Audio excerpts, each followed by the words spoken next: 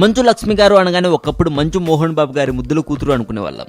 ఆ తర్వాత తెలుగు సరిగ్గా రాని ఒక తెలుగు అమ్మాయి అనుకునేవాళ్ళం.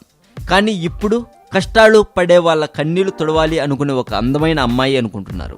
మీ ఫీలింగ్ ఎలా ఉందో నాకు తెలియదు, కానీ నా ఫీలింగ్ అయితే ఇదే. ఇక మనం చాలా డేస్ నుండి మేము సైతం ఆయన ప్రోగ్రామ్ చూస్తూనే ఉన్నాం.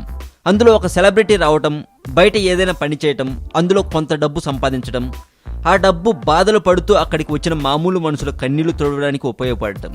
మనకు తెలిసిన నిజం ఇదే, కానీ మనకు తెలియని నిజాలు చాలానే ఉన్నాయి. ఈ మధ్య ఒక ఛానల్ వాళ్ళకి ఇంటర్వ్యూ ఇచ్చిన మంచు లక్ష్మి గారు మొత్తం చెప్పేశారండి.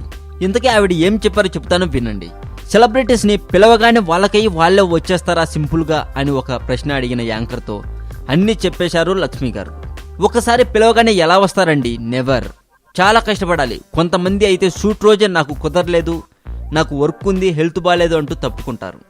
ఆ టైంలో నేను ఎంత సఫర్ అవుతానో మీకు తెలుసా అని చెప్పుకున్నారు. పైగా షోలో వాళ్ళు చెప్పుకునే బాధలు విన్నప్పుడు కళ్ళ వెంట నీళ్లు కారుతాయి. ఆ టైంలో మేకప్ మొత్తం పోతుంది, మళ్ళీ మొదటి నుండి మేకప్ వేసుకోవాలి. చాలా కష్టమయ్యేది మొదట్లో ప్రోగ్రామ్ చేసేటప్పుడు అని చెప్పుకున్నారు. ఇక పనిలో పనిగా ఇంకొక విషయం కూడా చెప్పాలి మీకు.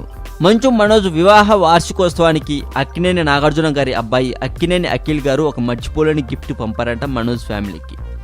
అదేంటో చెప్పనా, అలస్కాన్ మాలమ్యూట్ జాతికి చెందిన నీలికల్ల అందమైన పప్పిని పంపారట మనోజ్కి. అది చూసిన తన ఫ్యామిలీ చాలా హ్యాపీగా ఫీల్ అయ్యాము అని మనోజ్ కూడా ట్విట్టర్లో ట్వీట్ పెట్టారండి.